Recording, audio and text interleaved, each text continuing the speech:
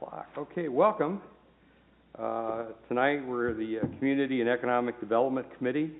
It is 6 o'clock, and today is the 29th. Of July? Did I guess right on that one? July. Of July.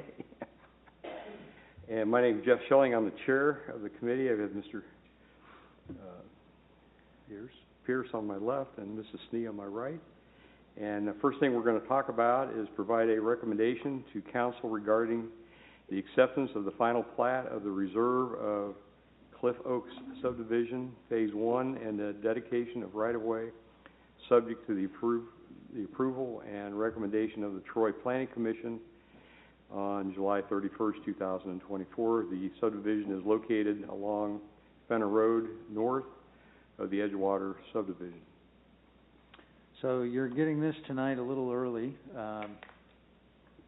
Under normal circumstances, you would have this in the order it's supposed to come ultimately to the council. The Planning Commission was set to meet on the 24th last week. There was a quorum issue, so they had to reschedule for this Wednesday, the 31st. The developers asked that the committee meet and discuss this and perhaps make a recommendation contingent upon the Planning Commission recommending on Wednesday. So usually it's the Planning Commission recommends to the committee, then to the council. So what's the rush on this? I'm not sure. Because there's some work that he needs to get started with. I didn't get the whole schedule, but the developer has asked. Otherwise, he's got to wait 3 weeks until he can start doing what he needs to do to start Phase 1. Okay. So that's the backdrop. That's why this is here today without a Planning Commission recommendation. There are 5 Mondays in July as well, which extended an extra week as well. So what this is a request for the final plat approval for the Reserve of Oaks. That is the new development that's been drawn up. This is Phase 1. This is the development that is set to go adjacent to Fenner Road, north of Edgewater. Phase 1. So the Planning Commission has approved the preliminary plan already.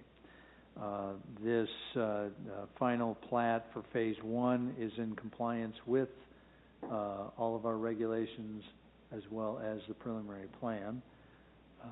It would involve 54 lots, 3.6 acres of new right-of-way that would be dedicated along with this roadway primarily. It is zoned R4. And the staff is recommending a positive contingent recommendation to council based on the Planning Commission's positive recommendation on the 31st, on this Wednesday. Questions from the committee? Just confirming, you said that the Planning Commission has seen this once before this final plat and approved it. They saw the preliminary plan. As we did. We saw the preliminary plans as well and said they were okay. They approved that, and then they would be getting this back as they normally would. And then they would have a recommendation to us before the city council. Correct. We met as a city council. Correct. Pierce. Since this is out of the normal sequence, have we consulted our legal department just to make sure it's okay to have the contingency order in plan? Yes, it's happened rarely, but it has happened in the past. As long as the contingent part of it is part of your recommendation, he's comfortable with that. And then the other thing that I'm concerned about is if we vote in the affirmative on this, would that have any bearing on the Planning Commission? No, this is just at the committee level, and you're just making a recommendation to the council. But again, you're telling the council, if you approve this at the committee level, you're saying, council, we recommend this. as long as the planning commission also had recommended prior to Monday night's council meeting, which is next Monday. If I may, is there any concern about a quorum at planning commission this week? No, Okay. there's not.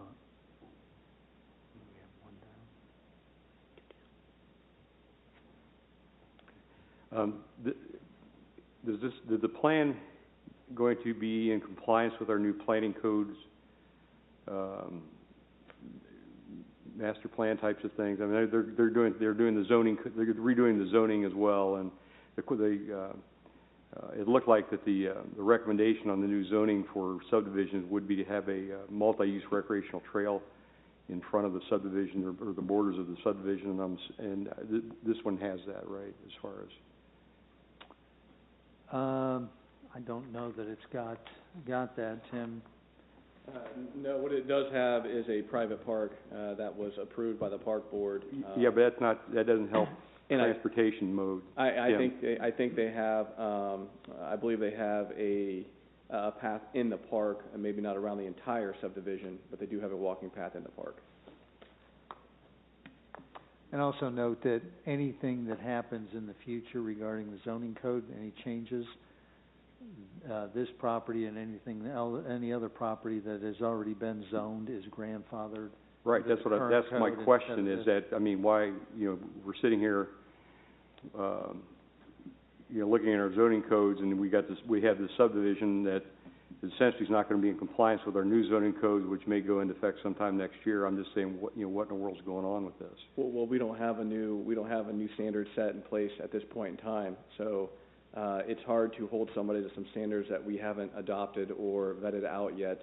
We just started the discussion with the new zoning code, and that starts after the comprehensive plan would be approved. So those discussions have started, but we are not nearly to the point of approving a draft of the subdivision regulations that this would fall within. Again, when I go visit other communities, this thing's already in place. These recreational trails border these subdivisions, and it makes it very easy to hook everything up and get people that don't want to drive their SUVs all over the place to get someplace.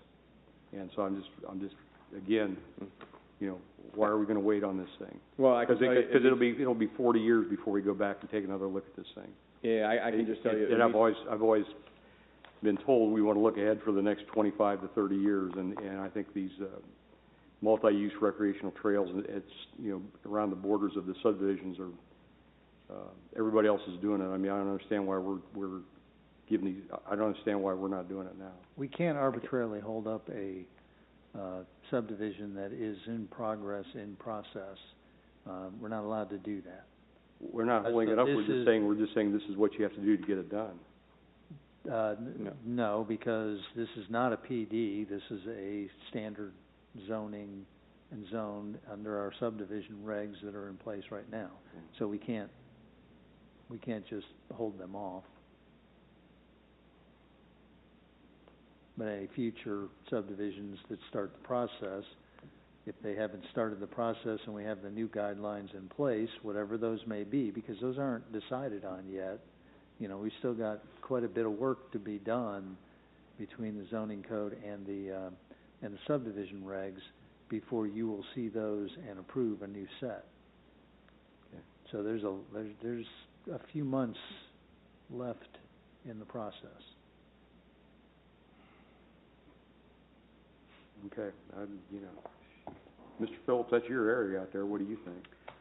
Well, I mean, unfortunately or fortunately, whichever your point of view is, we have to abide by the rules as we are currently using. So it is what it is. Okay. Any other comments from any other council people in the audience? Do we have any comments from our audience tonight?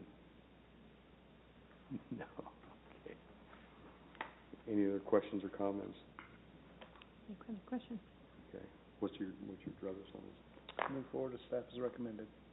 With contingency on the planning commission decision. I just think it's wrong. I can't do that, so I'll I'm file not it. sure why you think we could hold someone accountable to a regulation that doesn't exist right now. I just think it's all, I mean, you go anywhere and you go into Columbus, I mean, this is a nationwide trend. I mean, you can go into Indianapolis, down in Cincinnati, I mean, all over the place, these things are being done, and I just can't understand why we can't So get. hopefully under our new subdivision regulations, that would be considered. Well, but then we have, part of the then this thing will regulation. never, I mean, it'll be 40 years before we get that thing fixed. I mean, look at Stanfield Road. I mean, I go back to that, it's been 50 years, and hopefully, this year, we're gonna get that thing done after 50 years. So we're putting these people under the same timeline. Okay, yeah, you got 40 years, 50 years to get this thing fixed. And then it'll be not their expense, it'll be the city's expense. That's the only thing, So you wanna file a minority yeah, report? yeah. I think we need to do that now. I think it should be standard now. Well, we can't just do that. That's, So, we cannot legally do that, Mr. Schilling. I understand We it, don't but have again, that we, in I mean, law. we can, We cannot change the zoning code by emergency one reading without going through public hearing process, and this would be a zoning code change. And so I want to understand what the minority report would say. I just don't believe it's right. So I understand that you're Okay, so stating my that. personal opinion is that this thing should be done now, and Well, Ms. But as a committee report, then I get to file a minority report, and that's what I'm gonna do. but can you explain, other than just your personal opinion, that it, I said, I mean, it's, you can go to other communities and it's being done, and like I say, this is just, I don't understand why, we're, dragging our feet on this type of thing, because again, we keep talking about, we wanna be a bike-friendly community, we're spending $2 million to develop a bike path from, the river to Hurlinger Park, so, we had an opportunity to do it out there on Washington Road with the Reserve of Washington, and just like, we couldn't even put sidewalks out there in front of the subdivision. So it's just, well, I just want I to be mean, clear that this developer is meeting all of the subdivision requirements. sure, he is, the I don't regulations that we care, I mean, have. I'm just saying, I think it's a lousy deal. I don't think it's a lousy deal for the citizens of Troy to have to not have this type of stuff. And we are looking at those subdivision regulations and our zoning code Now, to have any of those amendments that you're talking about, but on this Okay. particular item, and I have a right to file a minority report, and I'm gonna do it. I just wanted to understand Yeah, what I that just report think it's a was. lousy deal, and again, I think, as our, we can negotiate with these people on, different things, for subdivisions, I know we do it all the time, and, this is something I think we should have included, I brought this up at the preliminary, approval, on that, I said we ought to have that thing, had to have these things, and the other one we're doing out there on, Nashville Road is the same deal. We ought to have those things done now. It's just ridiculous that we don't. So that's, I'm just not, to me, it's just ridiculous not to have it done. Okay, And just for Mrs. Knight will draft something and send it to me. Yeah, we'll take a look at it. And Thank you so much. just for clarification, it's not $2 million just on Hurlinger Way, or Hurlinger Road, or, Crawford. South Crawford Street. It's also the bike trail that's on the south side of the river. It's Hurlinger Park. A lot of things going in play here, not just South Crawford Street. We're spending $2 million Looking on to the Crawford future. Street. Well- And we're doing $160,000 on the park.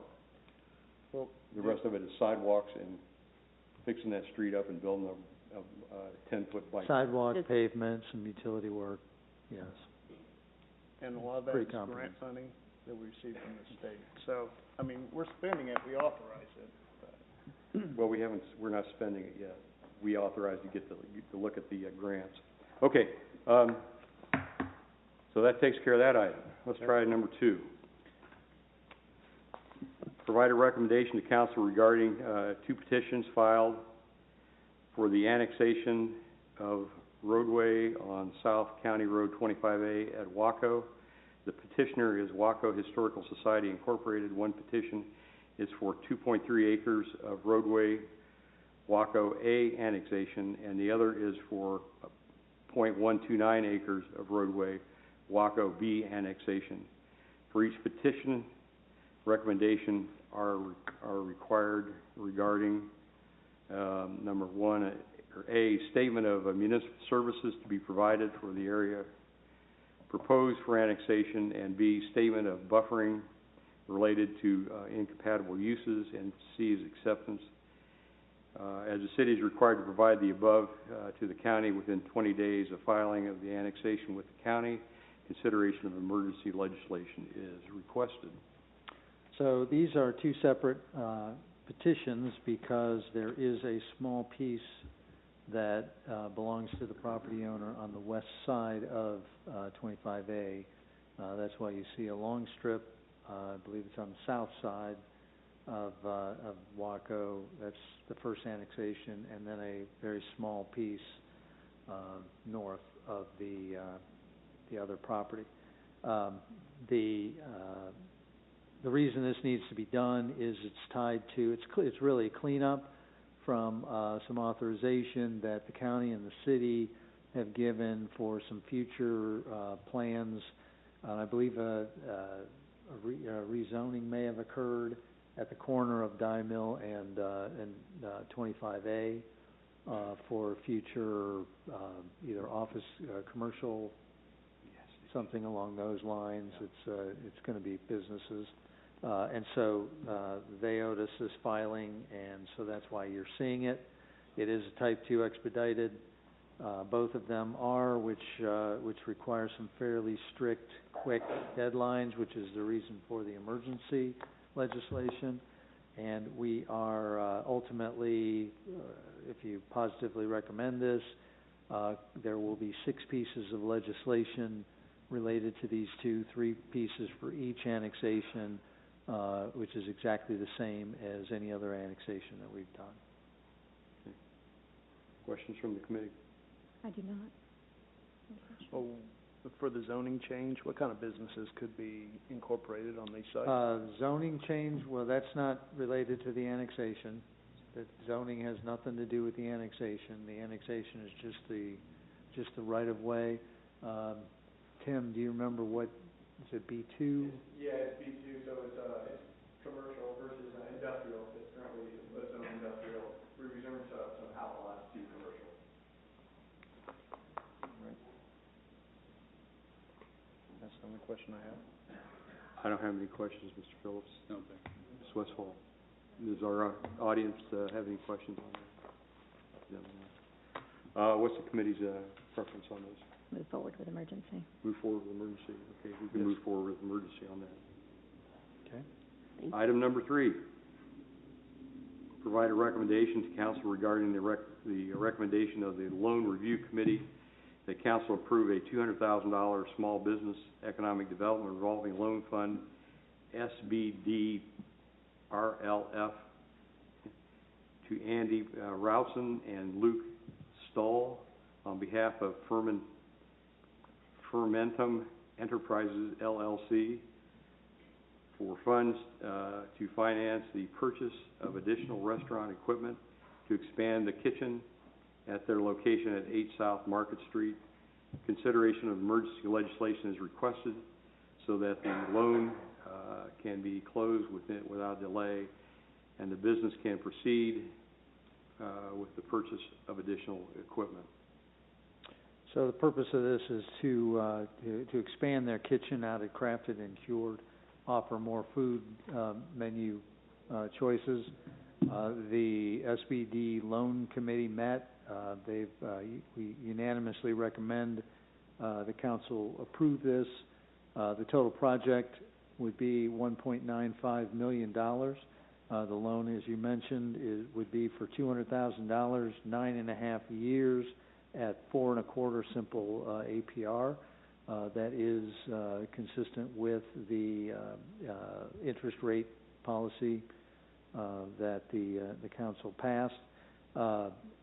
We would have a second position on the building as far as collateral. as well as personal guarantees, so we'd be fully collateralized, we believe. And if if the kitchen equipment is not purchased and installed, then we do have the right in the proposed language that you would hopefully pass to recall the loan. As you mentioned, like we do with any other loan, authorization, we do ask emergency legislation so that the closing can occur and the renovations, the ordering and the renovations can begin as soon as possible. Questions from the committee?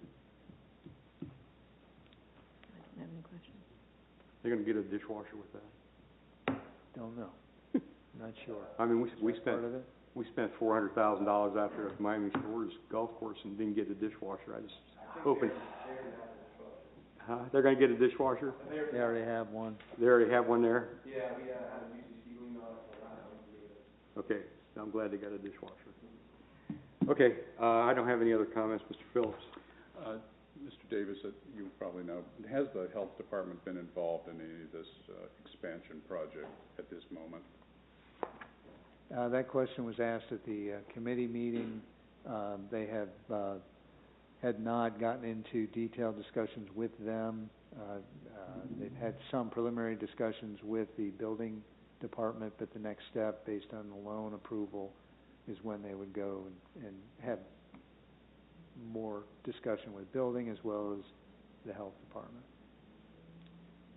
Certainly hope they don't have holdups like they did last time with them. That's all I have, thank you.